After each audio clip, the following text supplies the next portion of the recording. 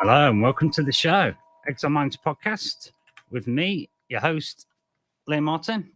Had a little bit of time off, been a bit ill last sort of couple of weeks, but back today. Got a scheduled guest today. We're blessed to have guest Dr. Asanee Brogan today.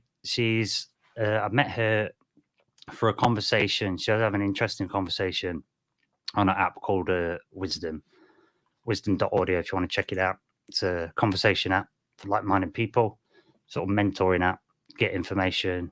It's worth checking out. It's growing big. And we met through having a conversation about America. So and hit it off. And I'd heard her talking about Vodou before in the past.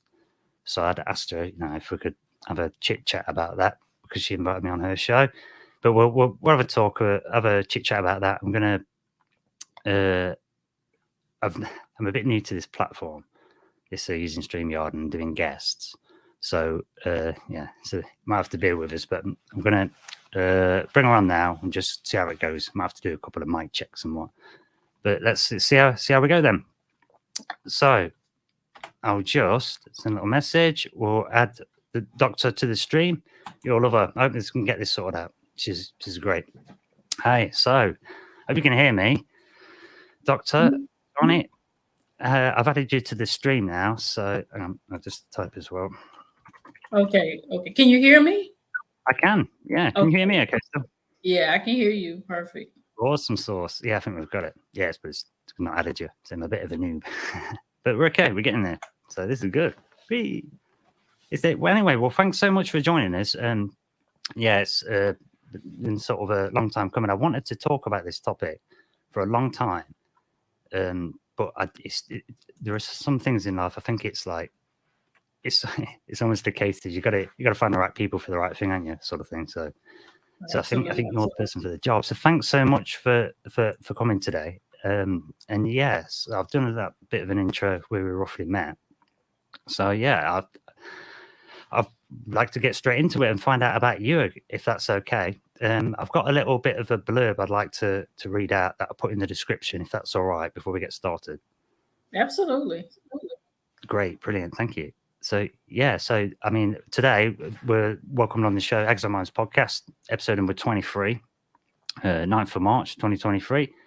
And we have today special, we're blessed really, I think, because we've got Dr. Asanee Brogan. He's an author, a diviner, spiritual coach, currently serves as principal CEO of Asanee LLC.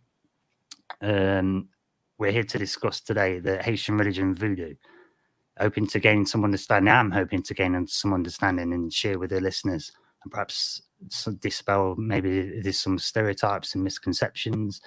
And I'm interested in the fact that also Dr. Brogan's well-traveled and a consummate professional, and I'm not well-traveled, and I was impressed by professionalism as well. So, I'm learning from this lady already. So I'm really pleased to be able to present Dr. Brogan today. Thank you very much. Thank you. So, firstly, I want to share some questions about sort of where you kind of started with all of this, if that's okay, if you don't mind sharing. And obviously, there's bits you don't want to. But to start with, so go ahead.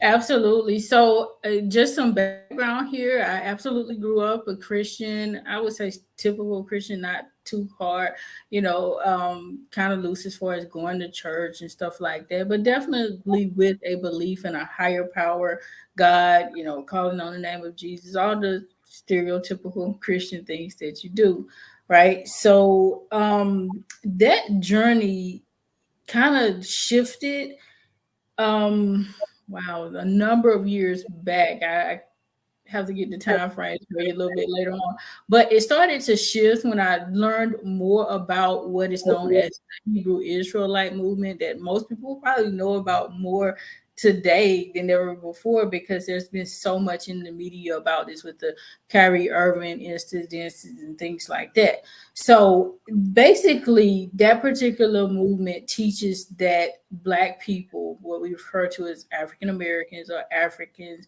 are the original people of the Bible. that the Bible was set, obviously, in Israel, in a landmass that was originally full of Black people, and during biblical times, it absolutely was so. And so, any biblical character that you could think of was Black, right? And so that captivated my attention. I started to really study and go down that path, and became enlightened about so many different aspects of the Bible. I started to study it very deeply at that particular point in my journey. As I transitioned, actually moved. I ended up moving to Africa not too long after my studies, maybe about 2 or 3 years, maybe a little bit longer, but it wasn't too far out of that. I moved to West Africa with my family, still believing in Christianity, the Hebrew Israelite type of deal, so forth and so on. And I ahead and took that move, took that journey, or what have you. And when I got there, like, something amazing started to happen. My ancestors began to speak to me and to wake me up to different things and show me different things. And I stayed in Africa for about 3 years. And at that time, I still would have probably identified myself as a Hebrew Israelite. I really don't like labels so much. So just to put it in context for people to understand where I was from in a mental space, so to speak. Then after that, I had the opportunity to move. My family and we moved to the Middle East, started in the UAE, Abu Dhabi. We lived there for another 3 years. And it was during that time that I really began to wake up to the reality that, like, the Bible is not true, and so many different elements of it, even from the perspective of the Hebrew Israelite belief system, and what they teach. All of those elements aren't true, because so many things have been done to the Bible over the years, so forth and so on. So, after I kind of came out of that psychosis, if you will, then I began to really wake up to the reality of what my ancestors were doing. I always say my ancestors actually took me on that journey. I've lived in a number of places around the world. And just since that point, I began to study and try to understand what they were doing. And through a series of so many fortuitous events, I ended up into Haitian Vodou and also Ifa, which is basically the same practice out of Nigeria. A little bit different as far as context and culture and naming systems, so forth, but the foundation of both systems is the same. Yeah, you've said a lot there. To go backwards, because sometimes I think saying things backwards is the latest. It helps as well. But yeah, to go backwards there, you mentioned the word psychosis, and it's absolutely. Well, the funny thing about that is that I personally feel a lot of this stuff is tied up with a Kundalini, and there's literally a book from the 60s by a Hindu Vedic guy called Kundalini Psychosis, because that's what it looks like, right? Right. And interestingly, on the things I wanted to ask you and get to, towards the end, I was going to ask you about madness. No, I had a lead for it as well. So I found that quite fascinating that you brought that up. And there's a whole bunch of synchronicities today with all of that. So it's like, and when you mention it's almost, okay, let me backtrack. So you've mentioned a really important point of breaking a psychosis, which I think we're talking here about. I'm going to say the word. This is my words. We're talking about breaking, let's say, brainwashings that happen. Absolutely. Brainwashings, right? Yeah, that's why you're repeating stuff. That's the most basic. That is the most basic form of brainwashing. It's a known thing in psychology of repeating things, and we do things religiously, don't we? We repeat ceremonies. And when you learn martial arts and things like that, or sports, you learn that through repeat action or instruments, through muscle memory. Don't you? So, point that. So it's not just whistling Dixie; it's kind of that brainwashing. But it's a religious psychosis that was put on us, and I call it a psychosis because it's a disease state of the mind. At the end of the day, if you really sit down and look at all of the events and the interpretations of the Bible, you would have to know that much of it is not true. It could not have been true, right? If you look at the reality of life, like as I said before, I lived in the Middle East, and that's a very hot place. It's a desert land. It's absolutely steaming hot. No disrespect to anyone when I say this, but white people who are not, melanated could not have existed in that region of the world that many years ago without air conditioning, without physical buildings. I worked with a lot of Europeans when I was there, and they would literally burn in the sun if they didn't put on suntan lotion and things like that. So nobody can tell me that that same group of people was able to maintain in that environment without the comforts of modern day life. So that's one of the reasons why I call it a psychosis, because your mind has to be in a certain space for you to even believe that. And a lot of it too is ignorance, because me not knowing, I was going by the same thing, the images that had been presented in popular media, because I didn't have much interest in that part of the world prior to going there. And once I did go, I began to learn a whole new thing. I mean, literally, people thought that I was from there. People, because I used to wear hijab and all of those types of things. So people, they would see me and walk up to me and start to speak Arabic. And that surprised me at first, because I had a whole different image of what original Middle Easterner looked like. And people tell me, no, you are the original, based on my skin color alone. And they would be so shocked that I was speaking English with an American accent. Most people thought that I was, born and raised in America or something. So that's why I didn't speak the language. And the dynamic is so different when you go to places and you are to have those types of interactions.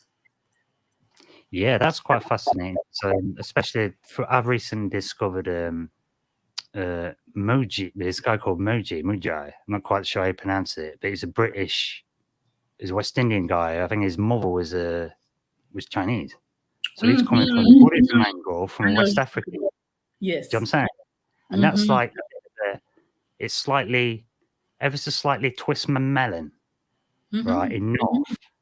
So that he's like an extra useful little gateway for me to have insights that, for me, like a tiny little lens, like a new facet, a bit like you, really, I suppose. There's these new little facets. And I think this is why I'm excited to talk to you, and why I was so sort of drawn to you with this, and you being traveled and me being not, because it's that contrasting again. And funny, you mentioned like this, the skin and the sun. Yeah, that's just physiology stuff. Absolutely. And I happen to know that there is Black Russians. Okay, there is Afro community in Russia, but by the same token, are they as happy as all the other Black people in the world? I bet they're not, because I bet they're dang cold. I bet they feel it by the same token. I don't know if that's true, but I bet it kind of is. Do you know what I mean? By the same token, there is demographics. I know that I've got sisters that are ginger and Caucasian, and they're women. Well, that demographic of genes has got the highest pain tolerance on the planet. You know what I'm saying? Yes, I do.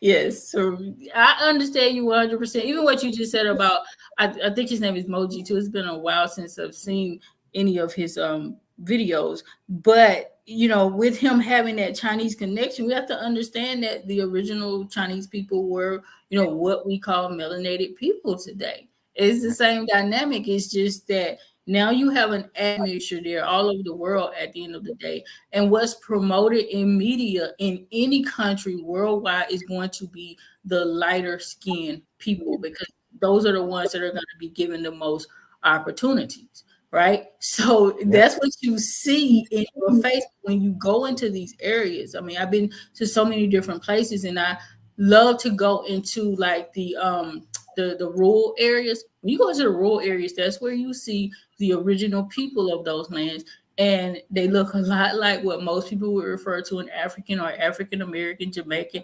anybody who has darker colored skin and what the world refers to as kinky hair, for lack of a better description right now.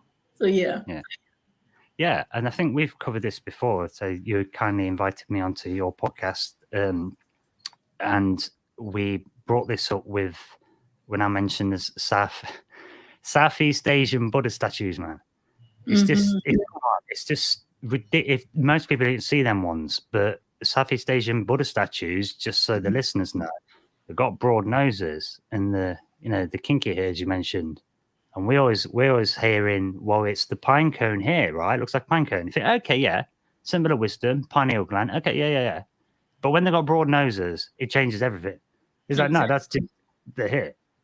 Exactly. And I mean, even you want to say pine cone hair, but what's the reality of that? You got to think about this. These are ancient statues. These are ancient images that were created based on an ancient character, right? So if you give me the pine cone here, I'll run with that, and I'll say, okay, then, all right, let's run with it, and let's go backwards. Then let's look at hairstyles, right? And let's go to India then. And as you keep going and looking at women's dress wear and women's jewelry and women's hairstyles coming straight out of Africa. Exactly. You know, exactly. And it makes sense because in the cradle of civilization, I don't see what the problem is. You know what I'm saying? Just on a normal, just reading the stuff, it's all politics, isn't it? And even Jesus, when if there's any reference to a color of a skin, a complexion, it specifically says olive. Well, I've only ever seen green olives or black ones.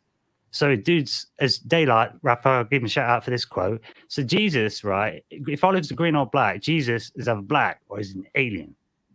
Exactly. Come on, bronze skin. Was it bronze skin and wool, hair like wool? Who has hair like wool on this earth, right? Middle East.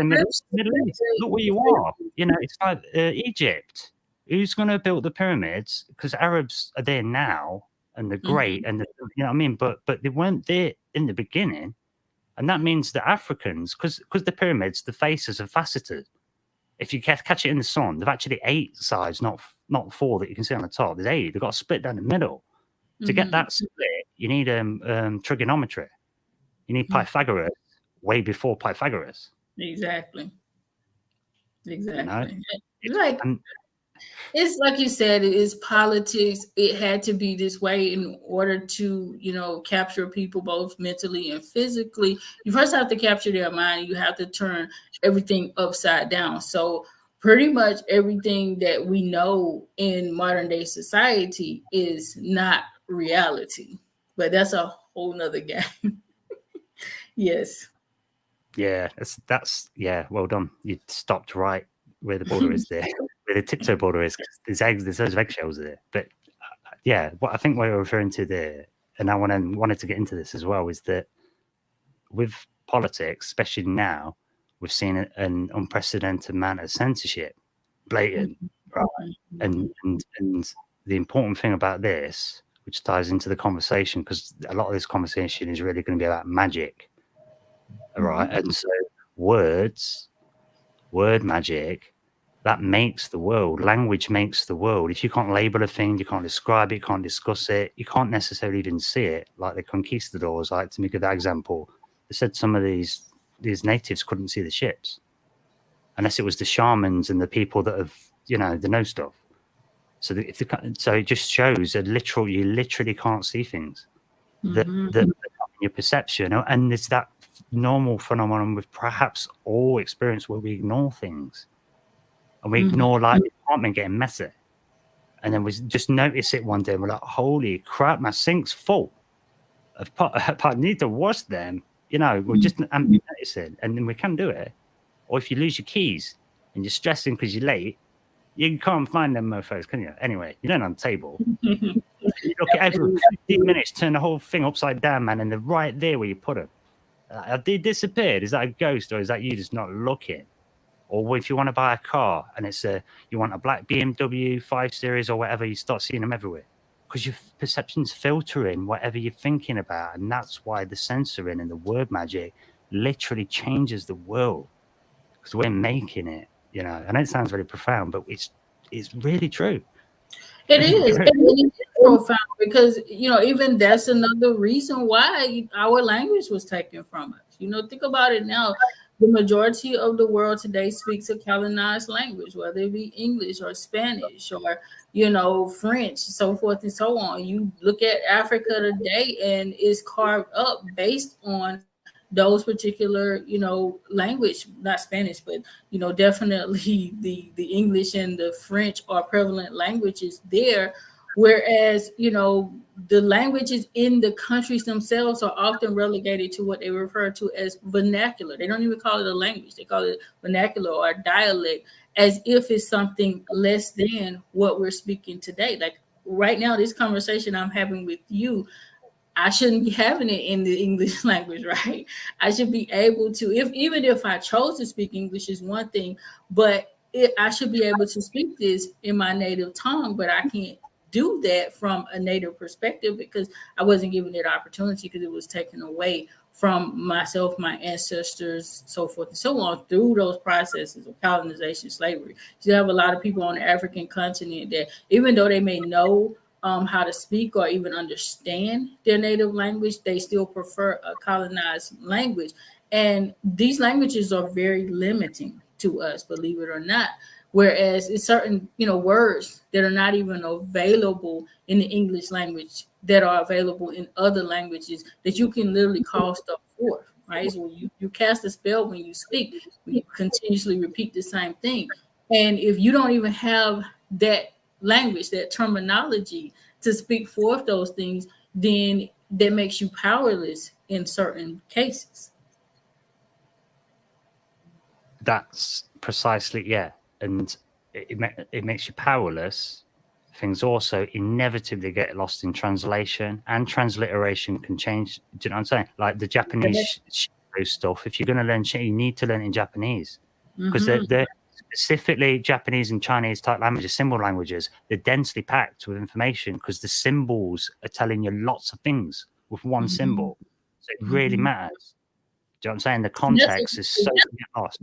Exactly. It's exactly what you just said, the transliteration, because it's not even just, me saying, well, this word's, for instance, I'll give you a word in Yoruba language, ekaro, which is good morning. But, that's a simple translation, but that's not really what it means in the Yoruba language. It means so much more. It's a short word, but it's packed with so much more than just a simple greeting, right, to a person in the morning time. But that's the way we basically translate it in the English language because that's what we know it as. We don't really have a whole lot more meaning behind it other than just to give a salutation to someone when we first see them in the morning, Yeah, and then we repeat these things. We don't even know what they are. We keep saying them. But then there's the etymology in there is actually saying stuff. Exactly. And like morning, that's, for me, that's sadness. That's another. That's a whole other ball game. Yes, the words that we speak with constantly. Like I'm at a funeral every time, right. But I do feel like I'm at a funeral when I'm going to be honest. In some jobs, you know what I mean? Yeah, when you get up, you're saying good morning. You're wishing a person to have a good day of sadness, right? It's so many different things that go on. Yeah, and like when we say what's up, we go. Yeah, like what's up, and it's like upwards, isn't it? We use those statements that are upwards. We don't go, what's going, what's up? And there's a few of them in there. I've seen an advert recently, and we wouldn't say like, you wouldn't say it down, would you? You know what I mean? What's down, man? Exactly. It's a strange one. But I tell you what, let's take a little quick and put a little quick break. I don't know if you want to get a drink or whatever, but I'll do a little quick music segment just to chop it up, and then we'll come back after that. And after, I want to continue the language conversation, and I want to find a little bit more about any like kind of paranormal experiences and your sort of when you was a kid and stuff, and that sort of transition. If that's Absolutely. Okay. Perfect. Awesome stuff. Right. Okay, then that's what I'll do. Get a little bit of bumpy music on. I'll put this funky little house track on me. Back in just 2 minutes. Exiled Minds Podcast. Our guest, Dr. Brogan, talking about voodoo and magic, which is very important.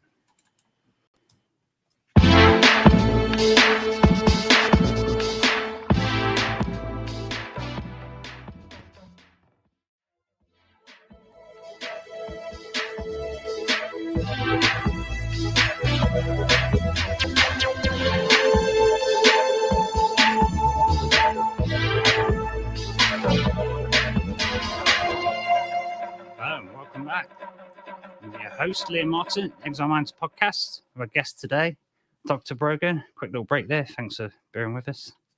Yeah, we're back on with the show. I think we'll carry on with the little bit we was talking about language there, because I think it's really important to sort of drive this one forward. Absolutely. So with the language thing, just to carry on that last point there. So I think two important points I want to leave with the language discussion is not only does it sort of make the world, but with the English language, it tends to embody things as well. We say that I am a lot, don't we? I am hunger. I am this. I feel this. I am, and we start grabbing it, and I think it makes you believe it, because you're taking it into yourself, aren't you? I am the thing, right? And it really gets deep into you. And I think the English language has been developed to be that way, so it's a magical language, right? It is. Right. It is absolutely a magical language. And, again, everything was done on purpose. Everything that has happened was by design. And we have to understand that dynamic in order to get to the next level of society. And that's everybody. Talking about that is next level. That's a next level point, actually, really, because it's a frightening statement that all of this has been done by design. I mean, you say all of it. It's like, well, that's ambiguous. How much is all of it? But we're talking all of it. All of it. All of it. Not just but all of it. Some stuff may not have planned out the way it was planned, but everything that's done was done for a purpose. That's a great way to say it, because it's not like someone's hatched such an ingenious plan like several thousand years ago, and there was all these stages. No, it's opportunism, isn't it? Opportunities present themselves, and then just as the Theosophical Societies and Blavatsky and Rudolf Steiner and all those kind of people that will bring in the magic keeps coming back. The perennial philosophers, a lot of people talked about this. Aldous Huxley. It's like a spirit. It's like a force that keeps coming and going and coming and going. And they warned at the time that, look, technologies are coming into play, and the whole game is about distracting you. And so as when technologies come in, it's going to get so much more difficult. And now look what's happening. What are these technologies being used? It's constant stimulus, and they're using color magic. I didn't even know that was a thing. And then, it is. There's calm colors in hospitals, nice pastels. Go to the takeaway. Oh, man, it's all bright reds and yellows to keep you stimulated, because you want to get in there, get the food, eat, and get the hell out of it. You know what I'm saying? You don't realize, but it's all there. So everything you see, even the television, they can put these, flash freezing images in there. Been doing that for 100 years. So you've got the words, you've got color, you're very light being used against you. It's like, we're woefully unequipped. Every single thing you can think of, colors, music, you can do magic with all of it. And people do every day.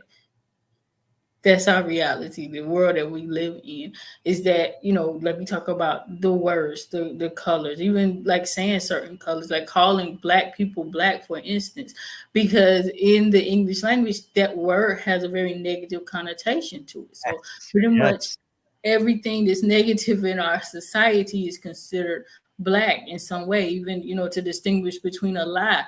Right, you have a black lie, you have a white lie, right? Things like that. So everything that is Black is made to seem to be dirty or ugly or, just something not desirable, whereas white is always considered to be pure and clean and all of these things. Whereas when you look at people with these skin colors, we're not actually Black and white. Like if you look at my skin tone, I'm not what the color Black is, right? Like when you look at your skin color, you're not what the color white is, but we use those terms.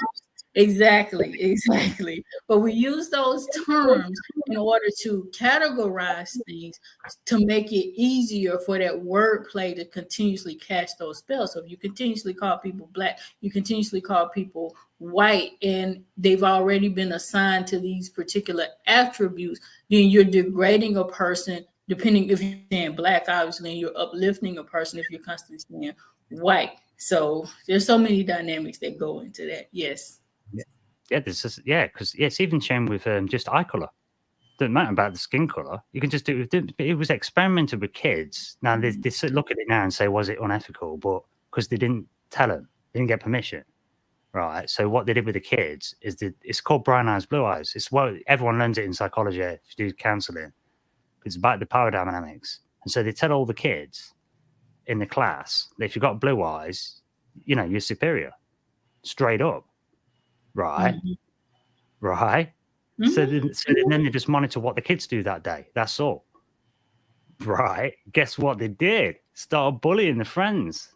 Mm-hmm. And then the next day, the teacher said, "Oh, no, I'm so sorry. We made a mistake. It's brown eyes that are superior, not blue." Guess what happened? Everyone took revenge. Exactly. And we see this dynamic in society every day, right? So, even the dynamic of race and all of this stuff, it wasn't even because of slavery. Slavery was an occurrence that was actually going on with people all over the world, regardless of your skin tone. The distinguishing factor was the skin tone to make it easier, especially in America. So you have one group of people, they're black, you assign them as slave, lower class status. It's so much easier for you, right, to capture these people and to ensure that they stay in alignment. Whereas a white person, if they had been a slave or what they often refer to as an indentured servant here in America, right, if they escaped and they were able to get to the right resources and so forth and so on, you couldn't distinguish them from a slave master because they were white. So it just made the whole classification system so much easier. And that's why we deal with these dynamics. And likewise, there was a form of cognitive dissonance going on there. In order to treat someone so poorly, you had to see them as other than, lower than. So all of those dynamics came into play because of that. In today's world, white people continue to benefit from that privilege because, again, like you just said, we've been taught, the whole world, not just white people, have been taught that white is superior. So we deal with those dynamics each and every day outside of a formal experiment, like you said, with the children, It's straight, it like bounces back and forth like a game of tennis as well, because then as a white kid learning about this stuff, the word cringe, I was cringing. I felt awkward. But I didn't feel, but then I thought, am I responsible? And I was not responsible, but I felt it's kind of stupid. So then that makes me start feeling inferior. Do you know what I'm saying? See how that works? Because we're a stupid race now. Do you know what I'm saying? And then I think the whole game is to make everyone feel inferior to everything and just play people off each other, because divided we fall. As far as I'm concerned, it's the old priest saying there's a witch among you. Over and over again, but instead of saying witch, they're going witch, and then they're going Bolshevik, the communist, terrorist, white male. It's whatever enemy it is. Who's going to be next? Russians at the minute. Do you know what I'm saying? But hang on a minute, weren't we just doing socialism a second ago? Yeah, propaganda. I'm saying, I'm 13 years. Counted, it was 13 years. I was told nearly every day, 13 years, Al Qaeda. And I saw that, I didn't watch the news. And then the news come on one day and it said, American forces working with Al Qaeda to take down the Muslim Brotherhood. And I thought, wow, how are they friends again? How are they a terrorists? and they were set up by the CIA. And they're like, no, they weren't. And they were. And then now they're friends now. And now, they were set up by the CIA. That's why they're friends. It's like, just lie to your face. Doing it, lie while you're doing it. It's just ludicrous. And I think it's just like a massive gaslight. And that's why I said earlier, we're like woefully unequipped for this, because we're not psychopaths. It's that simple for me in that sense, in the madness kind of thing. Does that is that coming across clearly? I understand you 100%.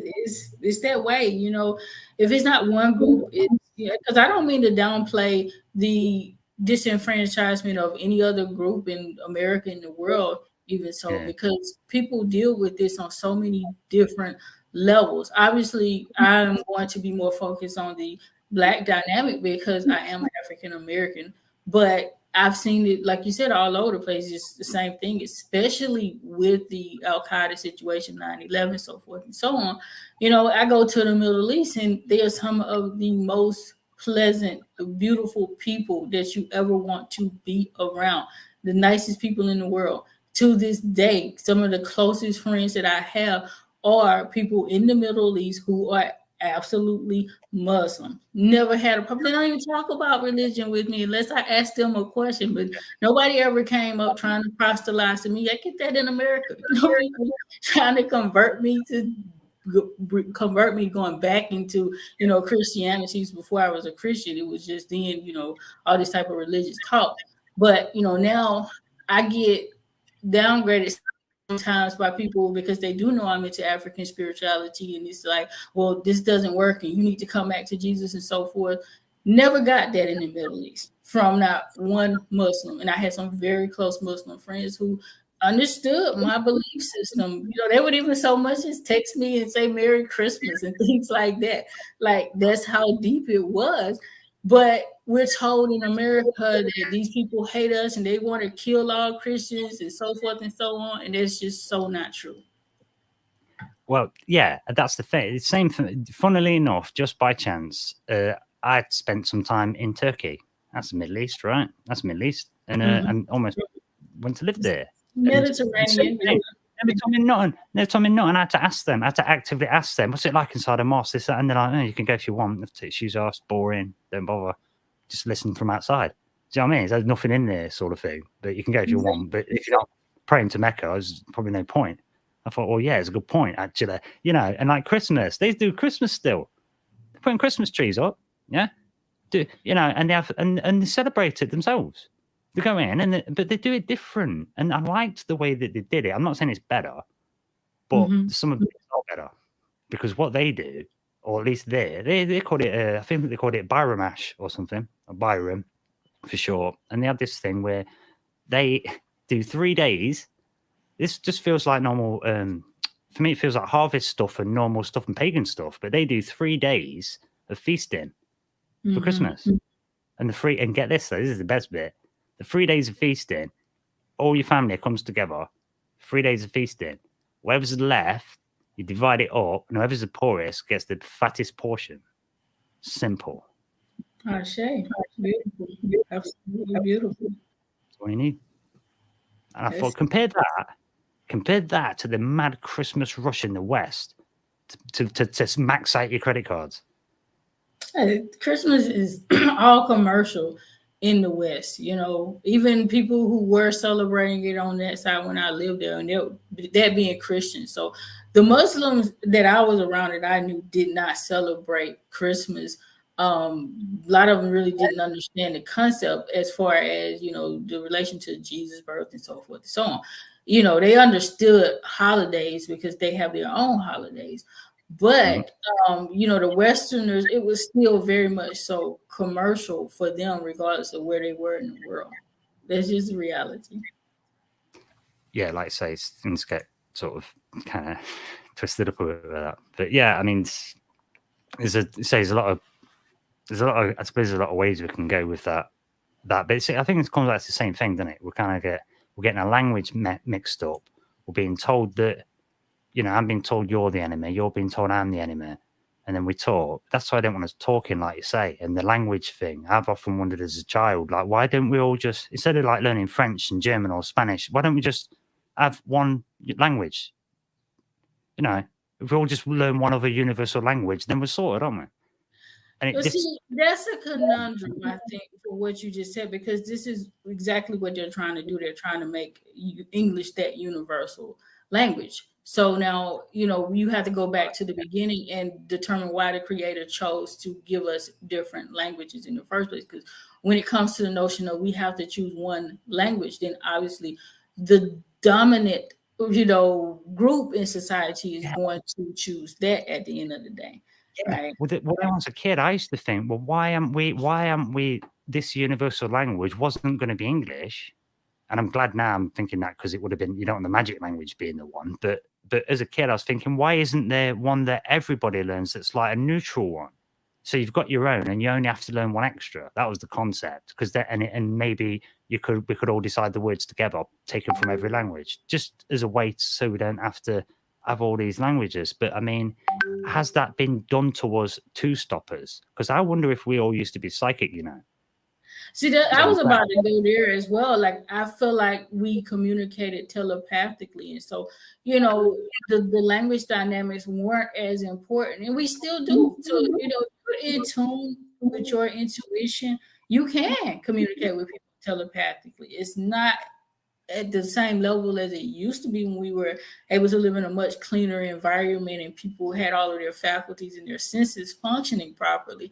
But that used to be the dynamic more so, right? The language, I don't know. I'm not the one to tell you I know of anything that predates my time on this earth. So, we do have the story of the Tower of Babel and stuff like that, and other cultures have their own interpretation of how we came to speak different languages and so forth. And I assume that it is for a good reason. I'm not the one to question why it's that way.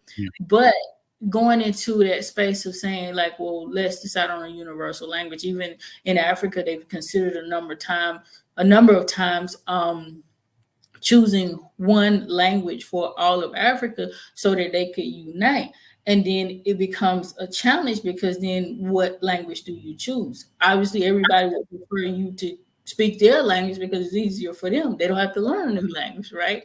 So, I don't know, but I think everything is designed the way it is for a reason. I don't like manipulation, because that's man putting his hand in it. And that's kind of where we come to right now with this conversation about voodoo. Right? It's the same dynamic as how our religion, our spirituality was taken away from us, and we were told, no, what you're doing is evil. It is demonic.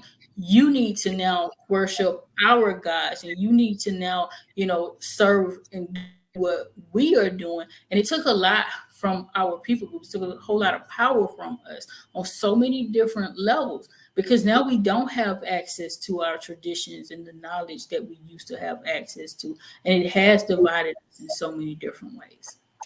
Right. Okay. So maybe this is the time then for you to tell us what was lost. Maybe this is time for you to really get into us and tell us all about voodoo now, because in your show, I talked about how Christianity ended up, like, say, opportunists monopolizing the sacred sacraments, and then shut down all the other cultures, and then shut down the women and those recipes. So then you end up with a war on drugs, a tendency towards racism and a tendency towards putting women down.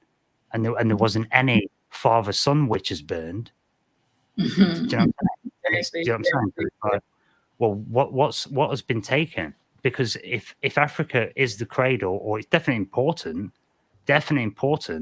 and should be the breadbasket of the world, ironically. It is. Breadbasket. That's where people eat from. Right? But yeah. No, it's starving place. Do you know what I'm saying? It's where the sun is, dude. The people on the continent are starving, but they're starving because their bread is being taken from them and dispersed all over the rest of the world. Exactly. And we don't need, and this is ridiculous. I mean, I need to segue, and I don't want to get too political, but we've got a goddamn food crisis, right? America and Africa are supposed to be the breadbaskets of the world. I live in England. Yeah, the Vikings came here to take England because the soil is so fertile. And we're a planet full of farmers. How the hell can you have a food crisis? You can't. Food's cheap to make. Okay, so you only have one if someone wants you to goddamn have one. And I'm running around Nottingham, where Robin Hood comes from, with a green coat that's got a green hood, collecting stuff to make a garden, trying to grow food on my allotment, trying to encourage everyone to do it. And again, we've got most of the allotment sites in England are in Nottingham. We've preserved them from Victorian times. Do you know what I'm saying? And they're not using it. They don't talk to each other. And I feel like, am I Robin Hood? And I just need to find my band of merry men, because I can't get anyone to do it. and I'm at the verge of writing to my MPs.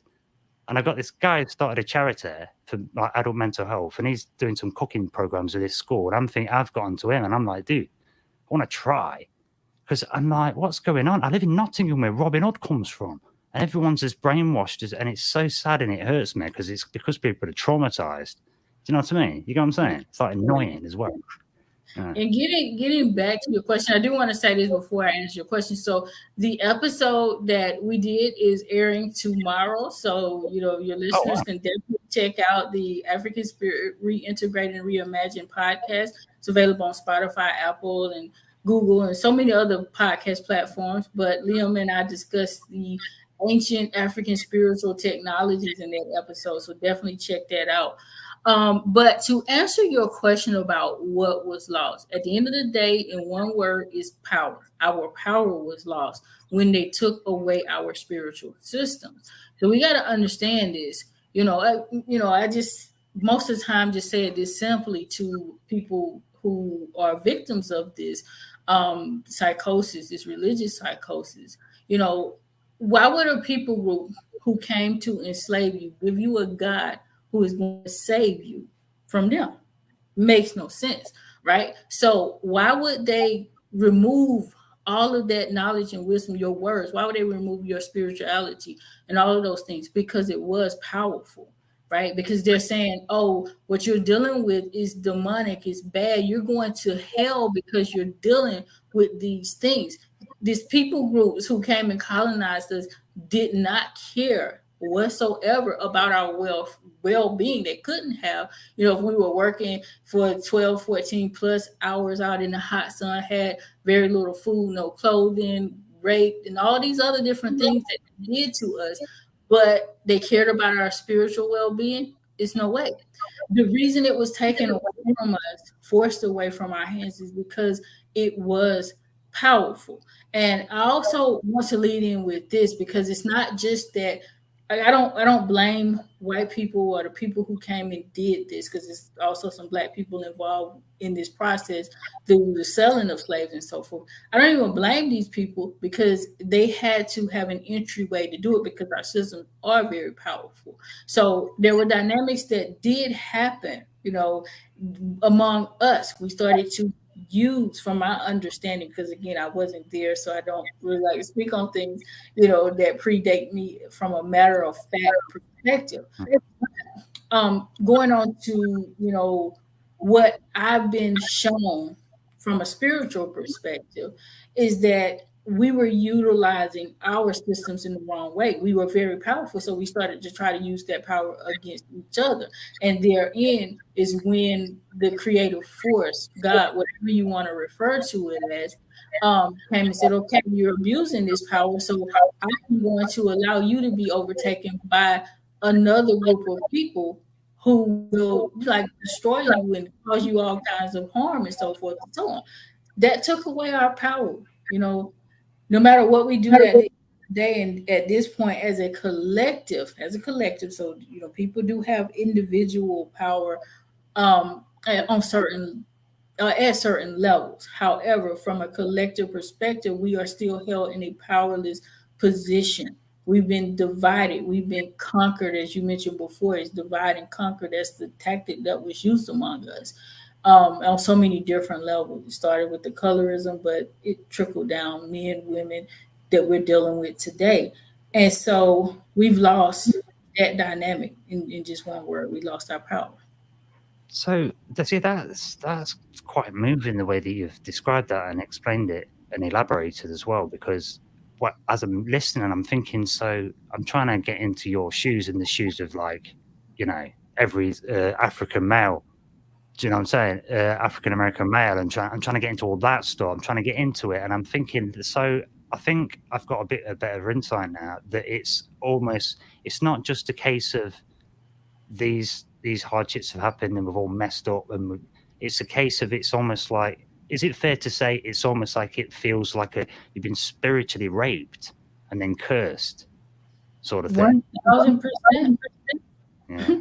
I would say the curse came before the rape, because we had to have been enabled before this to happen to us, because magic is very powerful. Even in its very degraded state today, it is still very powerful. It's just that we don't have access to some of those higher things that we used to do because we were taken away from that dynamic because of the things that we were doing. So that's why I said I don't blame white people for our condition. Now, you do have their responsibility, white people, that is. I'm not saying you specifically, but whomever this may apply to, anybody who is, abusing their power, who is not using their privilege in a way that is going to uplift, the dynamic as a whole, everybody as a whole, then yeah, you have responsibility in that. So I'm not taking that away from white people by any means. Don't misunderstand me. I'm just saying we all have a hand in it, right?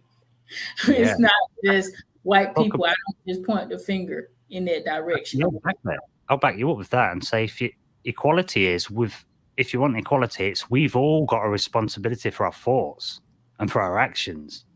There you go. It's all of it. We've all have, haven't we? And we've all got to look at this stuff. Like there's so much things, but when it comes down to it, you're responsible for your own choices.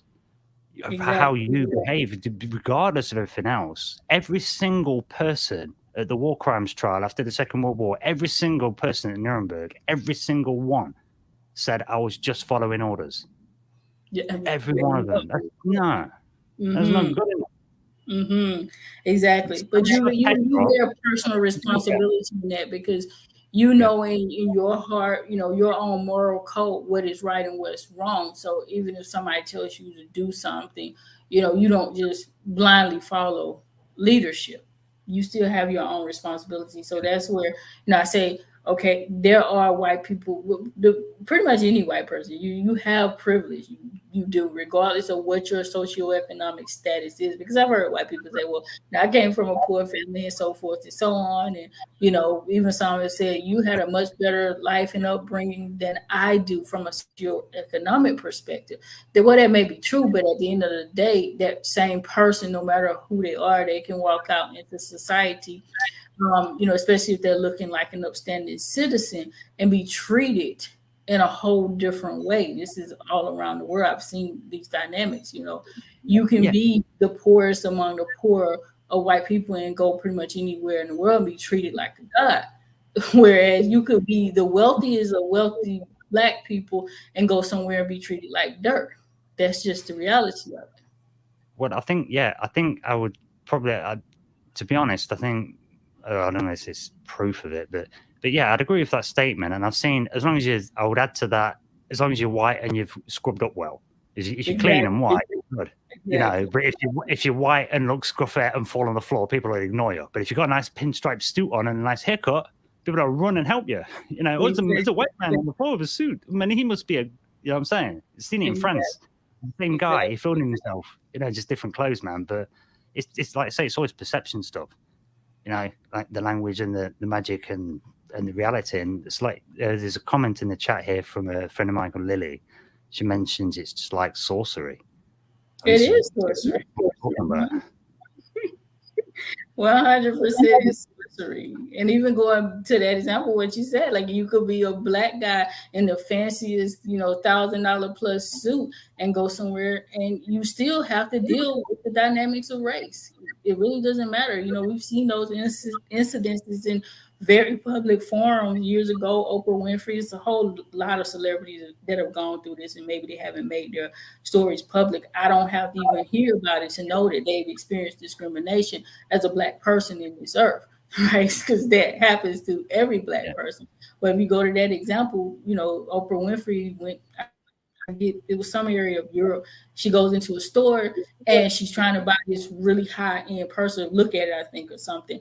And the lady refused to show it to her because she assumed that she didn't have the money. Obviously, she didn't know what it was, right? And so, that's our reality. And I'm sure Oprah was, dressed in some really nice gigs and all of those good things, but it didn't matter because she's a Black woman. Do you know what? That's exactly what happens in Pretty Woman, isn't it? I'm saying, And I've heard rappers talk about that, and they got millions. Do you know what I'm saying? Exactly. Like, what, you want to buy the $2,000 shoes, sir? Well, yeah, I could buy the whole shop, but I'll just have the shoes, sort of thing. You know what I mean? Some people talk about. I've heard them. I mean, maybe they're lying YouTube hits, but I don't think so. Because even if that one's lying or this one's lying, there's plenty of rappers out there with a lot of money in America that probably get that sometimes. You know what I'm saying? Especially if they're dressed in a certain way. So if you're talking about somebody who embraces urban hip hop culture and the look that goes along with it, I don't care how much money you have. When you go out in American society, you are considered, for all intensive purposes. I'm going to say the N word to be nice here. That's what you're referred to, or what people think about you as. They don't really care about how much money you have. That's it. Well, let's talk about the N word, because I happen to know, again, Southeast Asian Buddhism, there's 3 wise kings. And they're called the Naga, Naga. And the Naga in Southeast Asian mysticism is the feathered serpent. The feathered serpent is unification of the light body with the animal body when you balance yourself and you become more than the sum of your parts. That's getting onto your learning your magic powers. That's the ultimate goal when you learn Penjak Silat. Okay, that's like the Jason Bourne martial arts type stuff. Right? So there's 3 black Buddhas that are like 3 wise kings. And the Jesus story's kind of got like 3 wise kings. And the Jesus story's kind of got him linked to Maitreya, a very powerful, like high-end Buddha. Do you know what I'm saying? So it looks, to me, it looks like those 3 wise kings of Jesus stuff is these 3 black Buddhas known as the Naga, right? Which is a feathered serpent, which is a symbol of wisdom. And all you've got to do, like you can do with language, you can swap vowels. So all you do is swap that first day for an I.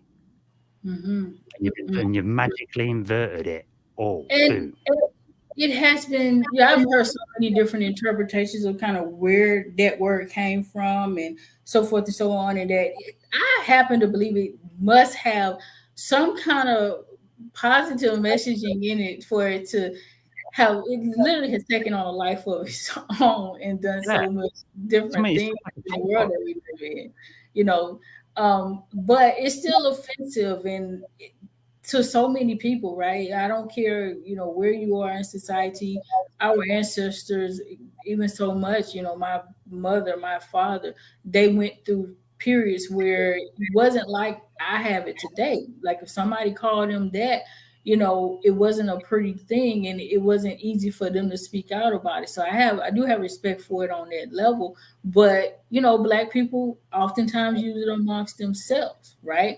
So to me, it has to be more to it than what society has made it out to be. I don't know what that is. Like, I don't give a whole lot of emphasis to that. I just say, if you're not that, then don't accept somebody calling you that if you don't believe in, the power of that word or what have you. But it's definitely something more to it. It is.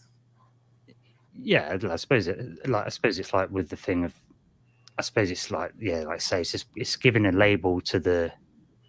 I suppose you've made a meaning, haven't you? You've made a meaning of black. Oh, it's like you mentioned earlier. It's the opposite of light, which is divine, right? So, and it's dirty, right? So you say you've made a meaning for it, and I suppose that's just then becomes the name for it, so you can say it. You know what I mean? It's it's all a bit of it's like a program, I suppose, is what it is. But I want to get into that. How much time have you got? Sorry, we're just past the hour mark now. I just wanted to sort of check out and when it's an exact time. Yeah, about an hour. So definitely, let's dig into this topic a little bit more. Yeah, if you're okay to do that. Yeah, let's dig right into this then. So we'll cover some of the division type stuff, which we're starting to see a bit about. Now I want to get into this theurgy. I want to get into this idea of spirits reaching out to people and doing that stuff. Because I'll admit that I think that's happened to me a lot, and I thought I was getting crazy sometimes, so ignore it. But that seems to happen to me, and I found out theurgy is a thing. It's part of magic, and then it's a thing in Dean Radin PhD from the Real Magic book, and it's a thing. is the real thing. And hang on a minute, that's like your angels and your stuff and all this divine. Hang on a minute, that is a thing. Do you know what I'm saying? So I'd like to get into that, this like spirits and sort of that sort of side of things, if you don't mind talking about that. Oh, absolutely. Do you have a specific question about it? Well, just what experiences you've had, really, I suppose, or like, have you been sensitive to this stuff, or how do you sort of like, I don't know, I suppose. So all of my life, okay, sorry, yes, for sure. All of my life, I've had so many different levels of spiritual experiences. I am, clairvoyant. I can see things before they happen. I can also see, things that are going on in people's lives. I'm not gonna say everyone on the spot because that normally doesn't happen a lot of times when I'm just in a space with people. Certain things are shown to me or told to me, and I can call them out and tell the person about things that I would not otherwise know about because I don't know that person, at that level. So I've always had very high level spiritual encounters. Now, to say that I see apparitions all the time, not at all. I did when I was younger, but that's not my reality in today's world. I don't see apparitions. People do. Some people absolutely do. Does everybody who say they do does?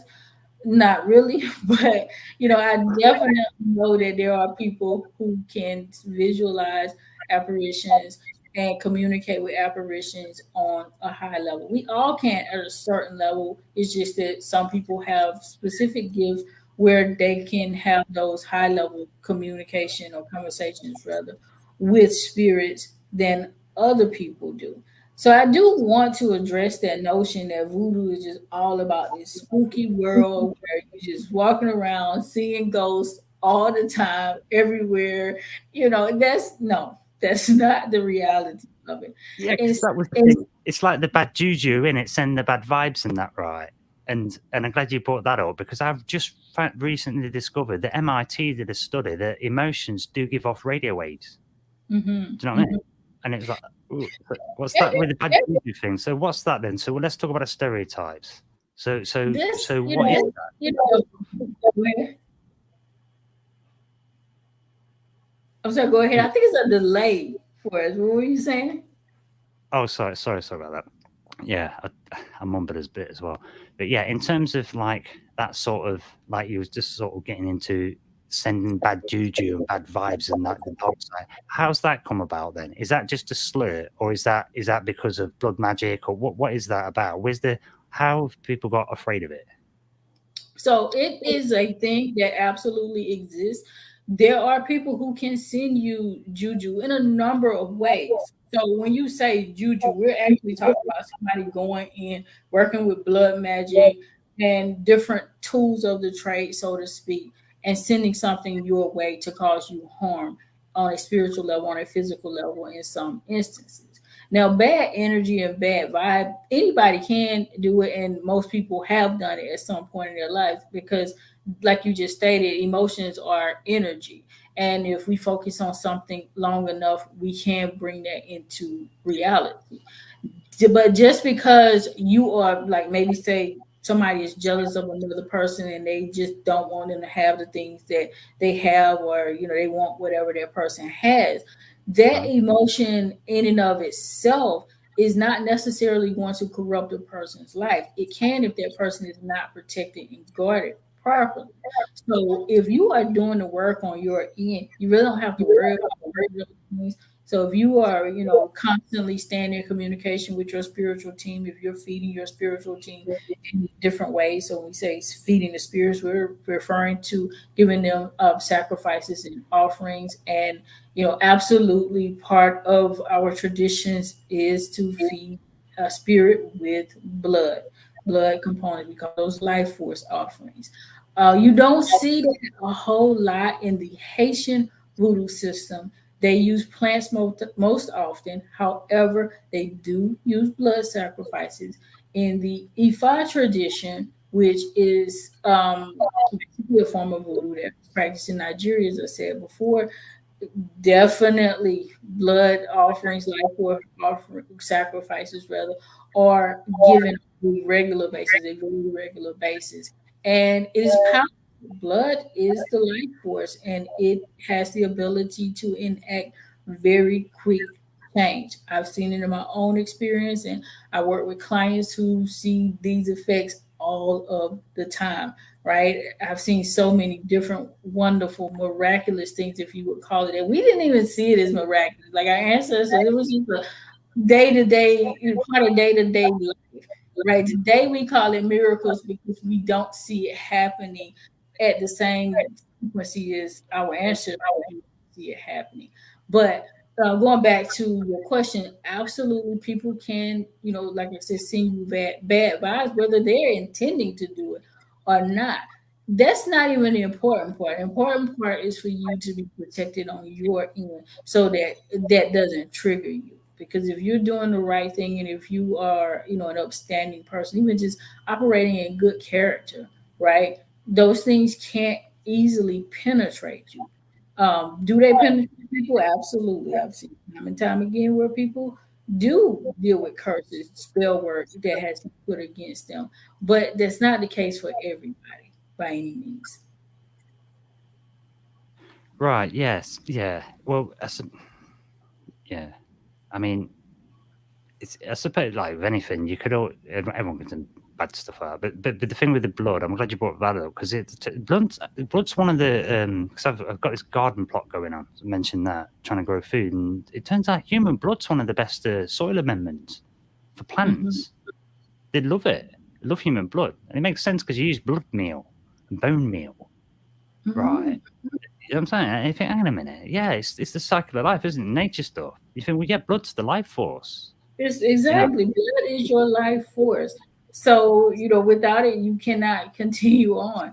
And that's what we use. We use the animal. People get really caught up in that dynamic of sacrifice. Like that's the number one focal point most of the time. People start, oh, these people, killing animals. And I'm like, okay, if you eat meat, realize that, if you didn't kill the animal yourself, which most people in the Western world don't do, the animal was still killed for you. So that's a sacrifice, right? So it was sacrifice for your physical nourishment. And in Vodou, in the Ifa system, we sacrifice animals for our spiritual nourishment first, likewise physical nourishment, because those sacrifices are 9 times out of 10 eaten. They're cooked and eaten. In most cases, not all the time, because if it's being sacrificed for like a curse or something like that, you don't want to consume that. But in most instances, it is consumed. Yeah, that sort of makes sense. I suppose you're taking it into yourself, aren't you? If you're integrating something into your being, then it's yours. You're like controlling it, aren't you? You're owning it, I suppose. Exactly.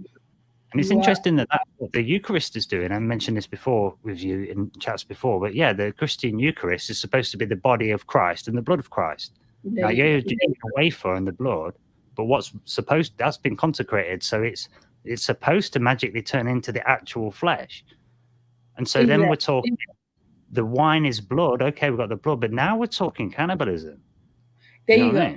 A human sacrifice of all things, right? So, if you're going with that narrative and you're intaking those products, you're drinking some wine and you're equating that to the blood of Jesus, you're eating some bread and equating that to the flesh of Jesus, you just ate another human.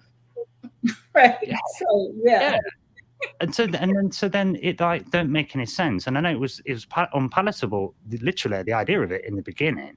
And so, but then I always thought it was weird as a kid. You're doing that, but then we're supposed to be all moral, and then you're swearing the Bible in court, and you're like, but you have to eat a person, the best one, sort of thing. Exactly. It doesn't make sense. It doesn't make sense. Just do what you're told. It's a bit like, do you know what I mean? It's even like the Guy Fawkes thing. They burn an effigy, Guy Fawkes, bonfire night in Britain, right? So you all heard about this, but that's. I watched my nephew donate his pajamas for it because it got holes in, getting too small. So they make the bonfire Guy Fawkes and they burn it, and he starts to cry because he's identifying as the burning body. And I thought, oh my God, yeah, we're being taught, if you go against the government, go against Parliament, try and blow them up, then you're going to get burned forever. Do you know what I'm saying? Every year, and cheats these kids, and it's like you're just getting this trauma thing done. And then I think the blood. This is clothing that was being burned, though, right? Yeah, it was his clothes, so he's identified with it because it's like his pajamas. But I just noticed. Just identifying with it. You got to understand those clothing hold his energy. Our clothing, part of our energy is in there, right? So that's a whole nother dynamic. So he was, still connected to those clothing. And so it was very emotional to him. He didn't understand it probably, but yeah, this is another reason why you have to be careful about like wearing other people's clothes and things like that. That's a huge dynamic that goes along with that. Go ahead. That's called panpsychism, isn't it? So I don't know the technical term for it. I just know that there's an energetic connection to your clothing, the things that you wear. This is why it is not really a good idea to share clothing if you don't have to. So I'm not speaking to people who have no other choice in this matter, but that's another huge dynamic even on the African continent, because a lot of the clothing from the Western world is actually dumped in Africa, resold at much cheaper rates. And you got a lot of Black people who are wearing the clothing of, what they actually refer to it as dead white man's clothes, right? So they're wearing clothing from someone who maybe hated them, right? Or was very instrumental, at least the bloodline, the ancestral lineage could have been very instrumental in colonizing them and enslaving their people groups. And now they're wearing their clothes. So what happens? They're taking on the psychology of this person. Like, it's really deep, but different. Yeah, I didn't think about it. Yeah, because this came up. It's come up before, but it came up in doing a bit of research for this. Yeah, the panpsychism, this idea. I'll just put it up on the screen for the viewers. I'll just describe. It's this view that things have a mind or a mind-like quality. The word itself, panpsychism, was coined by Italian philosopher Francesco Patrizzi in the 16th century. Derived from two Greek words of pan, all, and psyche, soul or mind. So it's all soul. And that's why we're getting to with physics, that they're having to start to admit that everything's just consciousness and the particles aren't really fundamental. We're making them. So, so it just get a bit sort of creepy in a sense, but then it's sort of not, because it means that we have magic and it is a thing and you can use it and it's been used against you, but we're okay, we're still here, and it looks like the veil's being lifted. I'm on the door today. I am. You said something so profound there. What you do have to understand, most people are not aware of, is that we are under a magic spell. There are things that are being done on a very high level by, the elitists of society, whatever you want to call them, the 1%, so forth and so on, who are absolutely engaging in ritual work, sacrifices, things that they tell you not to do, right? Again, that's what I was saying. This is powerful. They understand this technology. They are engaging in these types of rituals to keep the world under this mental bondage, brainwash. But, there's a time that was already slated from a cosmological perspective that the world would wake up and begin to come out of this psychosis. And I see it happening all around. So many different people share a similar narrative as me, as I was telling like a bit of my story and how I came to Vodou and so forth and so on. I've been able to speak with multiple people who've given me a very similar narrative, and a lot of their stories started around the same time as mine. That's one thing I've been noticing, that it was around the same time frame that they started to wake up, and that's significant in and of itself. Yeah, and it seems to keep coming back, and like I say, back and back, and I think this is where it to me it looks like what's going on with the world last few years is, to me, it looks like a shotgun wedding, like a jerry-rigged last-minute rush job sort of affair going on. This, you could do this, to take centuries to do this, take 50 years to do it. So like me and you and other people don't notice. I've said this before, right? But we're noticing, and it's obvious, and it's like they're revealing the hand. and they're desperately having to do word magic and censorship. And I think they've got a time limit, and I think they've ran out. And they're trying to get us to literally manifest a Mad Max world because of all the fear. And it's not working. And the reason it don't work, because it's not supposed to, there's probably regulator valves and systems in place, because the universe has been around for a long time. And I don't think, a couple of, a few thousand psychos on Earth can suddenly undo all reality because they're waving the fist at the sun. It ain't going to happen, is it? Exactly. A lot of damage along the way. That's what bothers me. What you said is so true. Like, there is a time frame, and they know it, and they are really trying to scramble. That's why we are dealing with a lot of the events that we see in today's world. Even a lot of the racist things and so forth and so on. A lot of these things are created to be distractions, but they can't stop what was already ordained in the astral realm. So people are waking up, and I do see this phenomenon. More and more people are coming back to, traditional spiritual systems. If not that, they're at least leaving the Christian dynamics and, these other narratives that are come about in the last maybe 2,000 years or so. They are leaving those dynamics. So a lot of people are just really open, and it's like, I don't believe what I was told. I believe in a creator. Some people, go away from that dynamic altogether. But I just see a whole lot more of this, especially, working in the dynamic that I work in. People are waking up to this reality, and they're leaving out of this on so many different levels. Yeah. And I think as it comes in, so I've got a question for I'm not being facetious, genuine question. So do you think, how we've talked about some of the division and some of the devices that have been used to separate us and whatnot, but do you wonder, now we're on the spiritual talk and spiritual forces, I considered that perhaps, do you think that perhaps some of this division has been done kind of on purpose from the spiritual forces so we can grow in sections?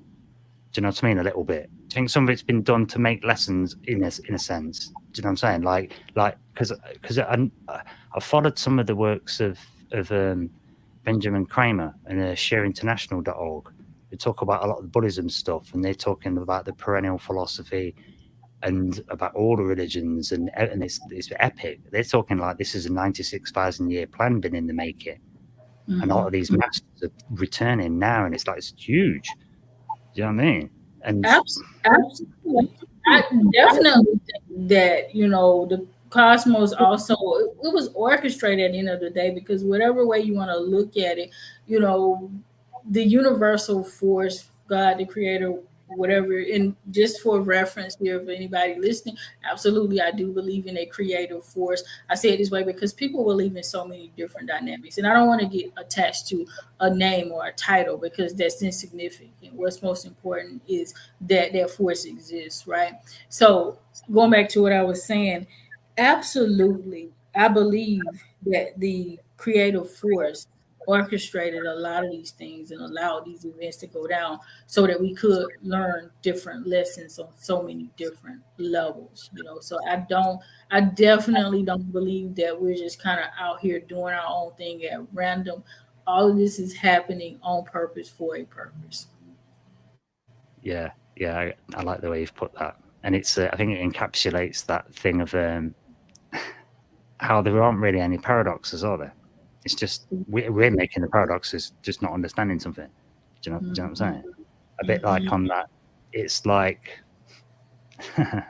it's almost like, you can drive yourself mad with this sometimes. I do sometimes, where I'm like, I keep breaking things down with compassion and breaking things down, and I find myself justified. Do you ever find yourself thinking this? We've all been traumatized so badly that ultimately it's really difficult to be angry at even some of the really, really bad people. It is, but at the same time, aren't we all kind of victims in some way?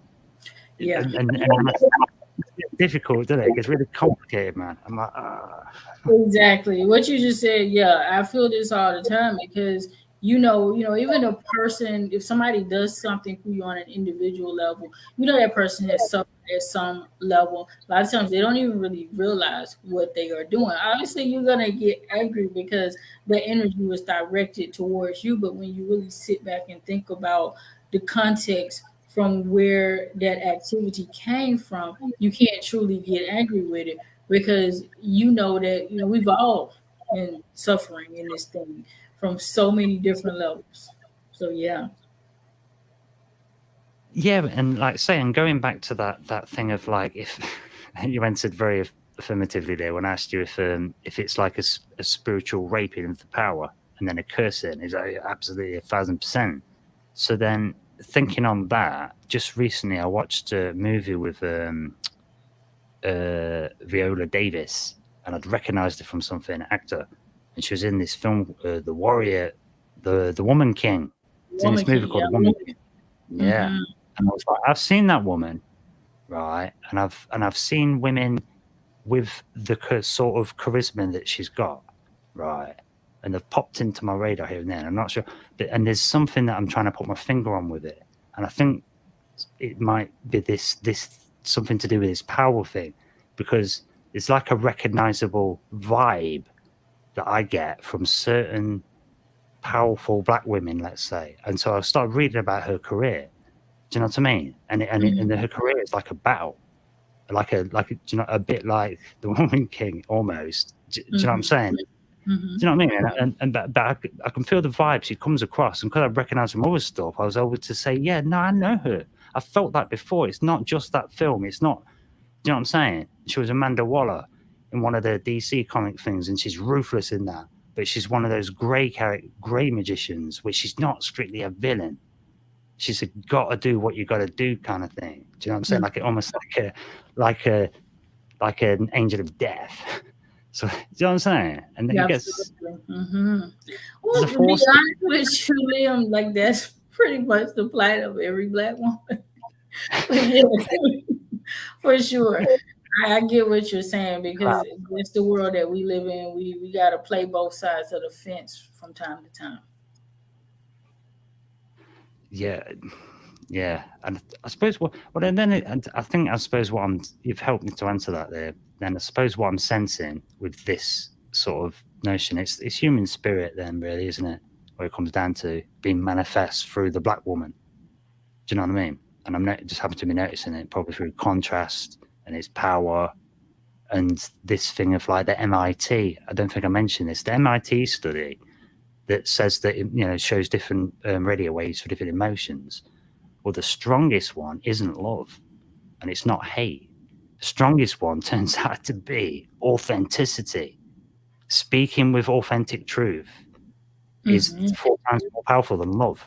And I'm thinking that's what it is. That's what's shining through. It's that fight of like, no, this we've had enough, and that the human spirit force, and that it gives you energy somehow. Do you know what I mean? To keep fighting and to fix your broken arm and think, no, actually, you're right. Let's keep having none of this, because we get crushed by stuff, don't we? And then this fire comes up, and you're like, well, hang on a minute. We have to give up, don't we? But then get angry. See what I'm saying? It's Absolutely powerful. Absolutely. We're in a state in this world where we're beginning to, I'm going to say this too. So, from the perspective of a black person, a lot of us, we know things intuitively. Almost any black person I can name has a sense of intuition where we've already known a lot of the stuff that science is trying to come up with. Even that concept where you were talking about, like, the strength of a black woman, so forth and so on. So there's an expression that kind of floats around the conscious community from time to time that the black woman does. And the expression is not meant to say that black women created all civilization, but instead that the cradle of civilization is from a black woman's womb, right? So if you go with the narrative of the first man and woman, again, we place them out there in the Middle Eastern region. Adam and Eve, if you go with that, had to be black, right? So that means that, the womb, the first womb that mankind came through would have been that of a black female. Not only that, Black women were like the original priestesses of the earth. So a lot of the things that we go through um, in society as a whole definitely is meant to target the power and instabilize, I should say, if I'm saying that word right, the power of the Black woman. Whereas we're seeing a whole lot of dynamics sometimes maybe point to, well, the Black man is treated worse and so forth and so on. But a lot of this does have to do with us holding that original creative power, and people want that power. There's so many different narratives about where we started from, as far as Black women go, about how we got started and how we done so much things to come through society. And it's very important for people to understand that dynamic, Black women specifically, but then also the rest of the world. So this is another reason why you're seeing a whole lot of backlash and uprisings against Black women. It's coming from white females, it's also coming from Black females, and to a certain degree white males, where you see a lot of talk that is coming against us. And that is because we are targeted, because we are that original creative force, and they want that power from that original creative force. Oh, that's deep. That's get to the root, isn't it? Oh my, that's deep, because as well, I'm just thinking now on the color magic again with the inverting things. Black in the color magic isn't a dark thing, because that's a cleansing thing. It's a purity thing, because it absorbs everything, doesn't it? As well. Does, but going back to my statement, we're not Black. Like copper, if we describe my skin color, of course there are different shades, but aside from some people that maybe live like on the equator line, you can't really call Black people Black. There are some really dark people in this earth, definitely, that exists, but that's not most Black people. People who are called Black, that's not most of our reality. We're really variations of different shades of brown. And what color is the earth? Brown, right? So yeah that Clay. is exactly, clay is different shades of brown, right? Even so much you go to sand, where you can get that higher color, which again is not white, but will match your skin tone, or what we would call a white person's skin tone. But we're different shades of brown. And you think about the original thing in almost anything in society is brown. But what happens is corrupted, and people prefer the white over the brown. So I'll take an example, for instance, of rice, right? Most people prefer white rice, but white rice is corrupted rice, because originally rice is brown. Same thing with sugar, same thing, almost even so much vanilla is brown, but people think of it as white. Like, if you go into all of these different dynamics, but all of the original things are brown. And so that's where I'm coming from with that creative dynamic. Even placing the man before the woman is incorrect. Great. So the woman is the one who carries a child in her womb. So why would the man is meant, I'm not saying the man's role is insignificant, because it is not, but a woman is not less than a man. She may be weaker from a physical perspective, but that's meant to be so that the man can protect her, not rule she's over. more valuable. Say again. She's I think, well, it's my opinion, but the man's more physically stronger to protect her, because she's more valuable. Exactly, because she holds life. She holds the essence of life. Once you finish with your part, right, and making a baby, that's over with. We have to carry that baby. We have to making sure everything that's your job. Exactly. We got to do everything else so that life is able to manifest and be healthy and grow and stabilize, right? We do all the other things, even so much as when it comes out of the womb, we breastfeed. Today's society is flipped all upside down. You got people even thinking that breastfeeding is not even normal, but it's okay to give a child cow's milk that is meant for a calf, not for a human being. So that's one of the reasons why our babies are suffering so much in today's time, because we are giving or some formula, some powder made in the lab. Yeah, thanks. Yeah, that's what we're she giving milk you know? and things that are not meant for them. So a lot of children are coming out with allergies. They're clogged up with so much mucus because they are not consuming what they are supposed to be consuming. But if you think about it, if you go back to the olden days, life would not continue, be able to be formed through the womb of a woman, but it wouldn't even be able to continue because if she wasn't around to breastfeed, the child wouldn't eat. We live in modern days times you can go to the grocery store and get some formula, but that wasn't the case before. So the woman was everything. Yeah, and you've made a great point there in terms of diet as well, because that's another one that we've been put on. And like you say, with the woman in the breast milk, I just want to hang on that point because I'm pretty sure I've read many studies, and it was the reason why Madonna went really clean living when she had her kids, and she did meditation, she got her body all right and stuff, which and her kids ended up with high IQs. She breastfed in the full 6 months or whatever, and I've definitely read studies saying the longer you breastfeed for, the better brain development you get, and you end up with higher IQ kids. Do you know what I'm saying? Mm-hmm. So it's like, well, that stands to reason. And then if we're talking radio waves for your emotions, and we do have a magnetic field, and we have got magic, and for whatever, I'm thinking when you put a baby to your left breast, it's next to your heart. I'm thinking you're programming that baby while you've got the full 6 months. I especially think that because I've got a bit of a detailed story, but I got 3 older sisters, and one of them didn't get breastfed. She got separated from her mother early on for long story reasons, and she isn't smart, and she's quite very, very dark. Very dark. She's not clever. She's very manipulative. She's pathological, and she's probably the scariest person I've ever met. Do you know what I'm saying? Might be completely unrelated because there was sketchy dynamics to add to it, but it makes me wonder. Do you know what I'm saying? If it just dumbs people down in it, and we also treat children like they're an empty vessel that needs filling up rather than being whole already. Do you know what I'm saying?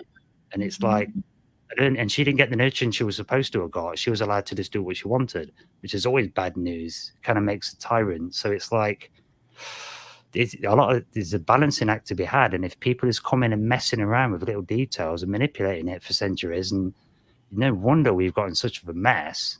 So it stands to reason then the cosmos and the spiritual forces would need to then reset things for us. And is that the Great Reset? And this is what exactly we're in the Great Reset right now. It's taking place, and there are forces that are trying to stifle it, but you can't stop spirit. That's just reality. Distract people, which is happening quite often, but you can't stop the real spiritual movement. Yeah, that's what I'm talking about. This is what I'm saying. I mean, I know we started off, we've been talking about voodoo and dispelling some of this stuff, and we've gone through about how some of the division comes and why you might want to separate this stuff, take the psychedelic sacraments away, get a middle manager in between your connection to the cosmos, messed around with language, color. They've learned about our psychology, got into the exploits. Do you know what I'm saying? We've been up against it. But I feel like at this point, it's almost like, I want to quote Lawrence Fishbone, when he's doing the Morpheus thing in Zion, it's like, man, we are still here. It's not, it don't work, does it? Do you know what I'm saying? It never worked. Genghis Khan didn't manage to take over the world, so no one's going to do it. Man, that was the chance. And it wouldn't have lasted long, would it? Because he would have just died, and then the name's not there, is it? You know what I'm saying? Exactly. Why do they keep doing it? But I think we need it, don't we? I think this is the point I want to sort of get to towards the end of this talk. I think it's that this stuff can seem scary, right? But it's not that it's scary, that it's threatening. For me, it's that it's big, it's adult stuff. It's real adult stuff, and it's the only stuff that really matters. Absolutely. So I commend you and you do work with you're a spiritual practitioner as well, and you help people with healings and stuff, and you're a life coach as well. And I'm thinking to wrap up now, but before I do, I'd say I really want to commend you, because you're a bit of an inspiration for me, to be honest. in some ways, in the things that I've sort of mentioned to you. And I want to sort of give you the floor to tell us about your sort of life coaching, because, you know, I mean, you're cool. You're on top of it. You're really on top of it. And I'm impressed. So I want to give you a bit of time to, you know, market yourself. Oh, absolutely. Well, thank you. I appreciate your kind words and definitely reciprocate. I absolutely love the work that you're doing and, you know, calling attention to the things that a lot of people don't know about, because we live in a society where so many people are blinded and distracted. And it's important for those of us who have the knowledge to come to the forefront and talk about these things and, you know, not be afraid to do so. As far as what I do, and I don't know if you have people like maybe if they have questions, so you know we can do that after. Oh, I've got a couple of, I've got a couple of chatters in here. So quick questions. Oh, Algo's just jumped in. Here we go. Okay. I'll just have a quick look and then. No problem. So just a quick spiel on like who I am, what I do, so forth. So I practice 2 African spiritual systems. I do not do the spiritual work myself. I work with a priest, an Ifa priest out of Nigeria who does the spiritual work. I do a lot of educating, right, and helping people to integrate into the spiritual systems. So, you know, I have a lot of abilities to it, and so forth and so on, but I don't operate from um, a priestess perspective on my platform. So my site is Asanee 44. It used to be Asanee Coaching Services, but I've expanded so much beyond like life coaching services since I first started. So now you can find it. The website has always been the same. The address is asanee44.com, but the name of the platform is Asanee 44.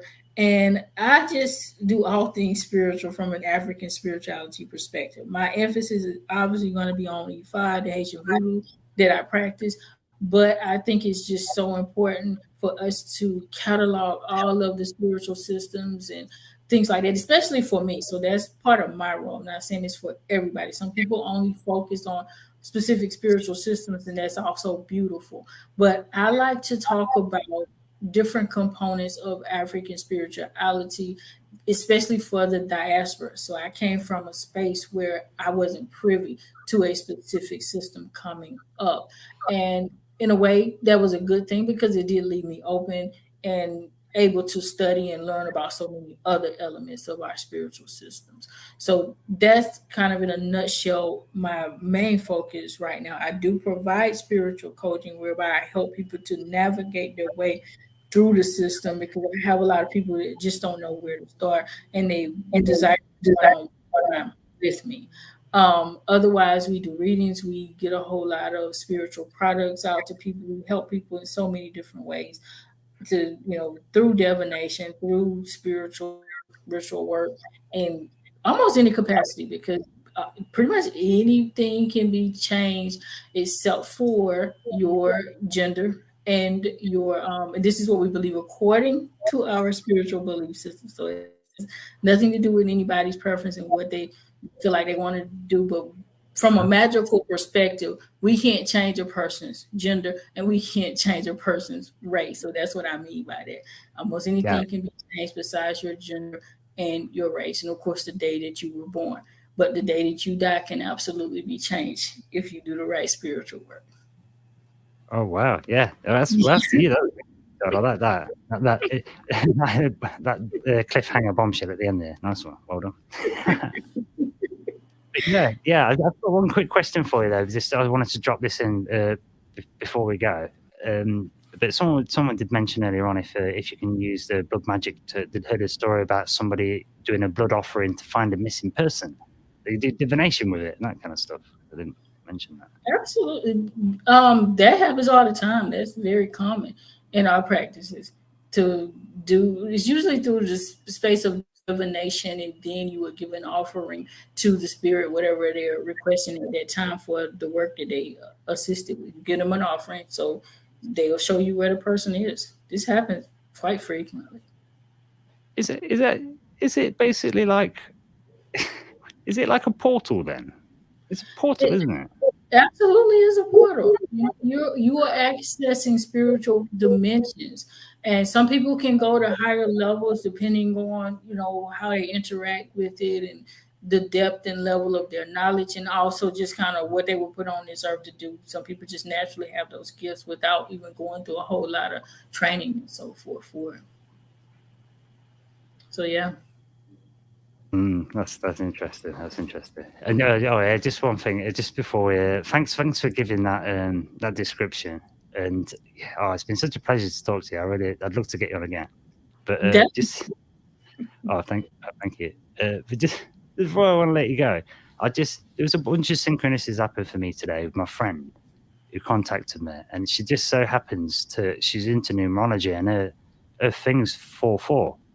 She sees 2 4s all the time. Her thing's big thing, and then your website happens to be 4-4, and was going to do a show, and it just happened before, and it happened to be this day, and it just so happens the one that we did previous coming out imminently, and it just seems really, I don't know, it seems like some kind of, it just feels nice to know that these synchronicities lined up for this show today, and then there's that 4-4 for my friend. It's like it's too crazy. Even so, like the episode that you and I did is dropping tomorrow on my platform. Yeah. Especially with all of the scheduling challenges that you and I had, and I was like, wow, we're doing this the day before it's actually going to be published tomorrow. Yeah, we got this. Yeah, there you go. It's meant to be. So Ashe. I appreciate that. Listen, thanks so much again. I'd love to get you back, and we'll perhaps section it off, and we'll do a deep dive on something specific, or we'll have something out, do something else. But yeah, if you don't mind, that'd be brilliant. And yeah, I'd love to come back on your show if you wanted to do another show. That'd be awesome. Thank you so much. Been fun. Enjoy it, Liam. So we will talk, and to all the amazing people who are listening, I bid you all farewell. Hope everything goes well with you, and reach out to me if you have any questions at Asanee44.com. That's brilliant. That's brilliant. Thank you. Thanks so much. I've got a question for Algorithm, but I'm going to make him wait and ask you next time to make him come back. What about that? You said you got a question from someone? Last one quick. I don't know to make him wait. Yeah, one last one. It's a pretty good question, actually. I can address it. If you don't mind, just don't want to hold you up too much. But yeah, does African spirituality say much about the moon? The moon? Yeah, absolutely. So it's all about every spiritual force, right? So the moon is a luminary. It is a spiritual force, spiritual being, however you want to phrase that. So the moon cycles are absolutely important. In Vodou, I know a lot of people who actually base their ritual work around the moon cycles. A lot of ritual work is done on the full moon. So it depends on the practitioner, how they interact with their spirits and what they're told to do and so forth. But definitely a lot of emphasis is given to the moon.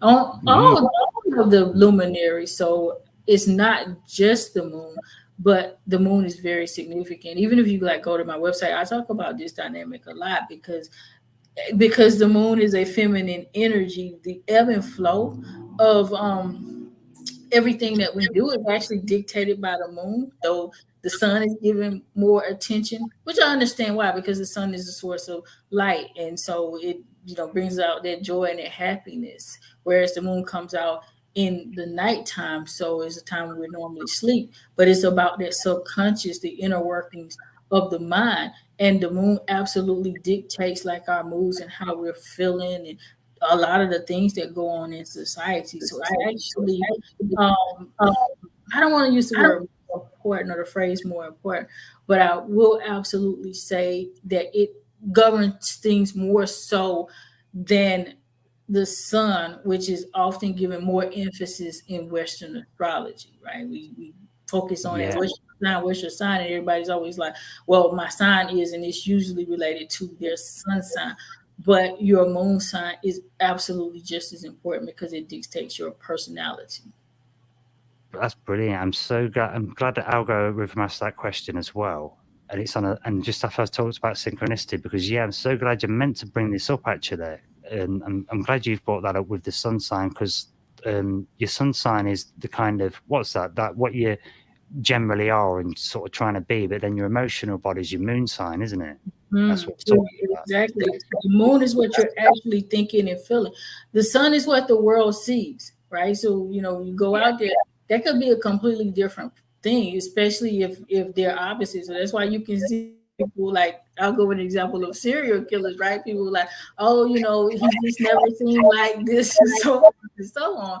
Well, he could have had a very sunny disposition from his sun sign, but his moon sign could have been dark, maybe some kind of Scorpio energy going on in there, some not Scorpio, like Pluto or something, in their area, right? So both Pluto, Scorpio, whatever, he may have some intense energy in that particular area of his chart, but we don't see all of those dynamics. That's why you can look up from an astrological perspective your sign, and you can maybe identify with some of the traits. Sometimes you may not be able to, because there could be much heavier emphasis on the moon sign and other planets in that same area where the moon was when you were born.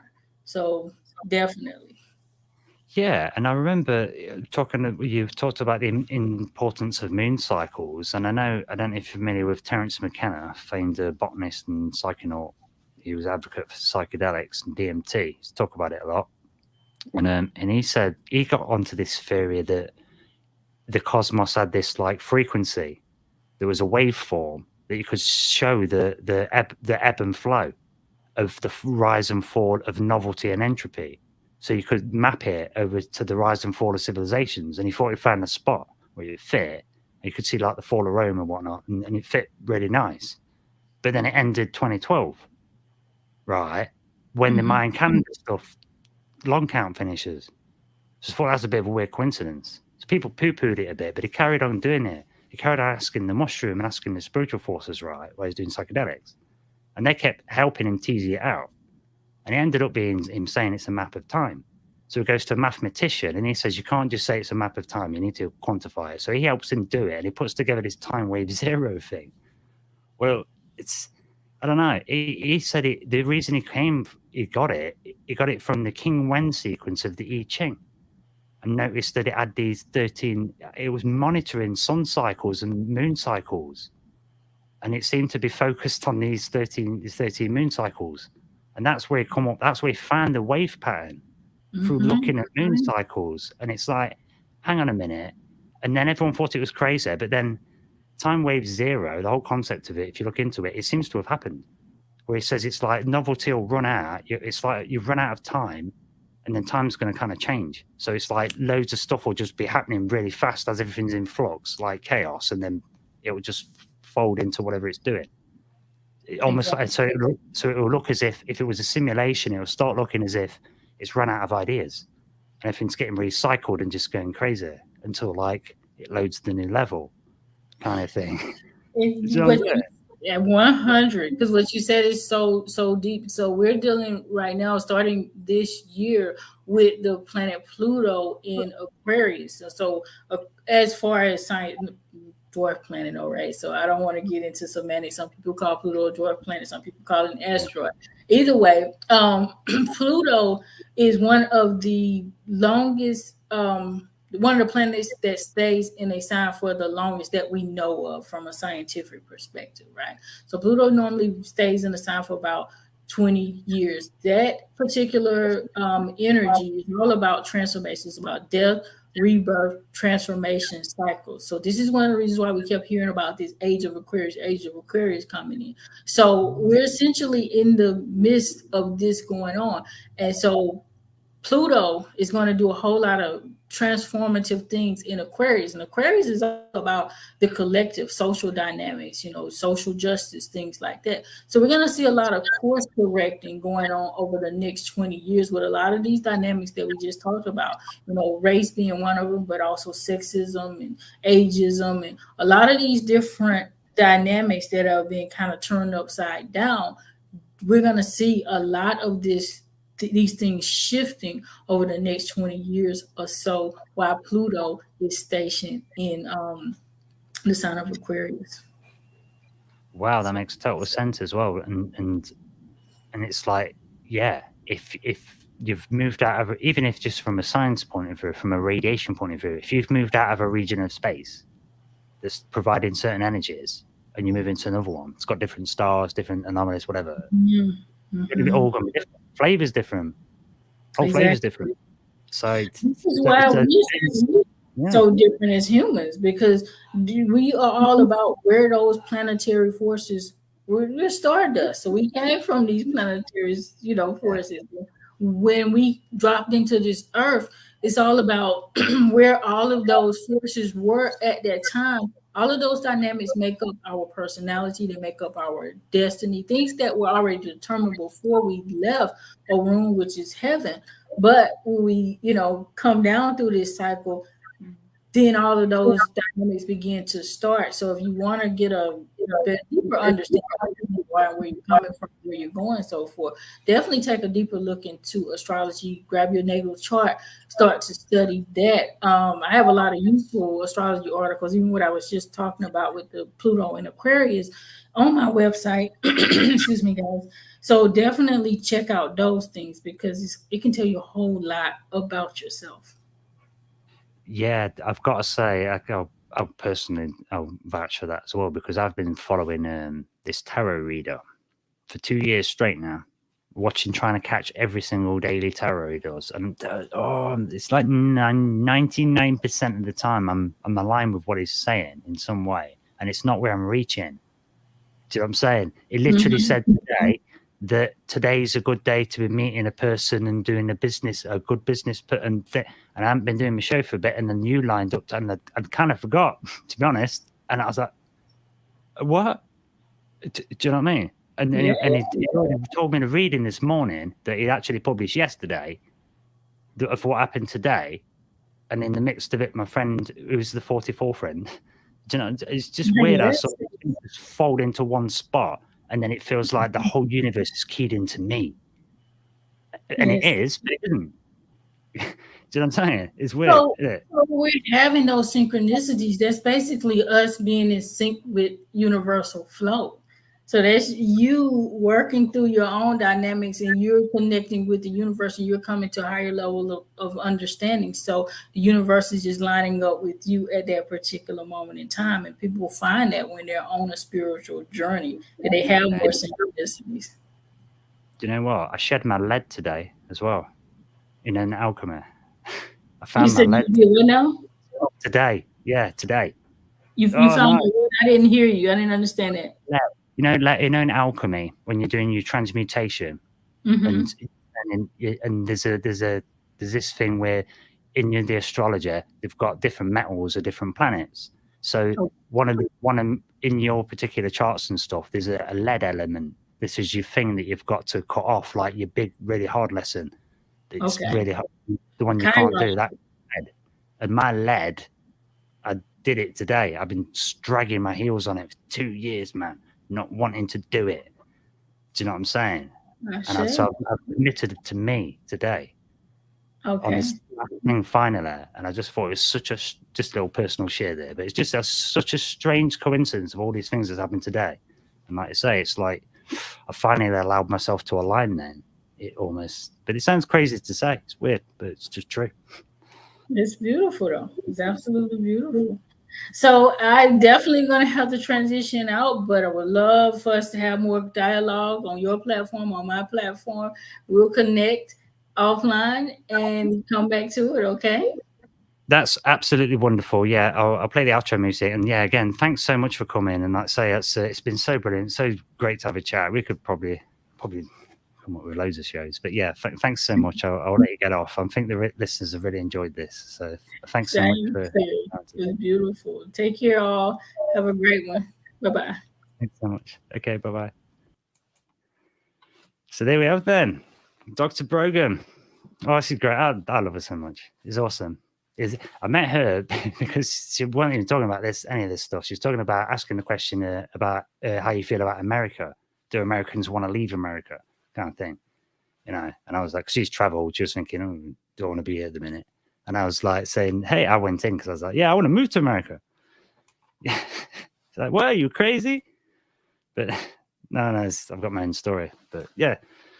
So it's just been weird to have met this person in the way, and yeah, I really appreciated that conversation, even if no one's listening. But I think some people actually are, so that's cool. Anyway, thanks for turning up, guys. Algorithm, Lily, Jay, and Buddy Pal. Esoteric, Alchemistic. That's a cool name. I keep noticing that name. I meaning to say that's a cool name, so I just did. But anyway, Mike, Troubled Minds, Triple Fire. Thanks everyone for coming. Going to wrap up the show now. Oh, look at that! Exactly on 2 hours. I'm getting better on the timing, Mike. Anyway, thanks again to Dr. Brogan. Links will be in the description. Go and check out the website, and yeah, check out the podcast too. I'll see you next week. Back on normal schedule now, feeling a lot better. So, Exiled Minds Podcast with me, the famous Liam Martin, Friday, 10th of March. Signing out. You all take care. And remember, look after each other and use your own head. Do your own research. Don't buy it.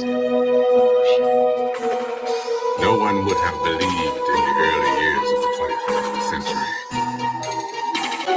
Now we're being watched by intelligences greater than our own.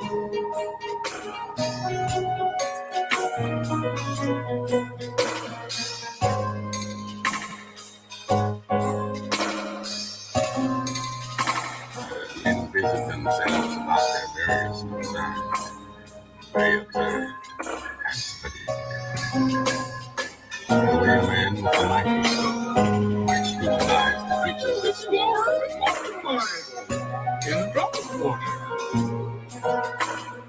With infinite complacency, we went to and fro about the globe, confident of our influence over this world.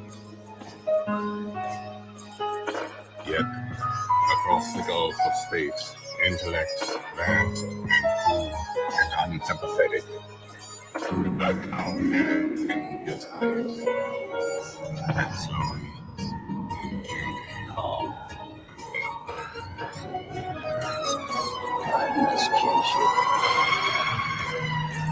I've given up all chance to be peace. I've made my mind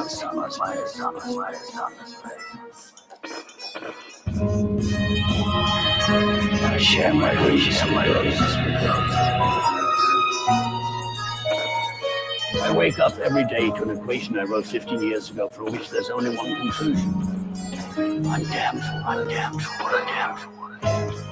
My anger, my ego, my unwillingness to heal, my eagerness to fight has set me on a path from which there's no escape.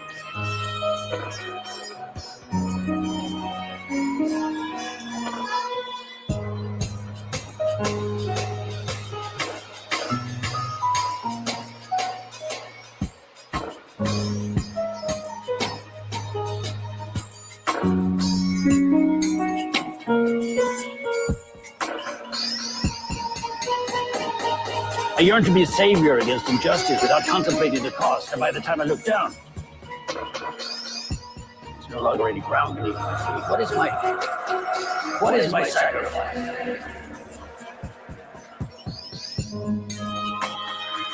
I share my dreams with those.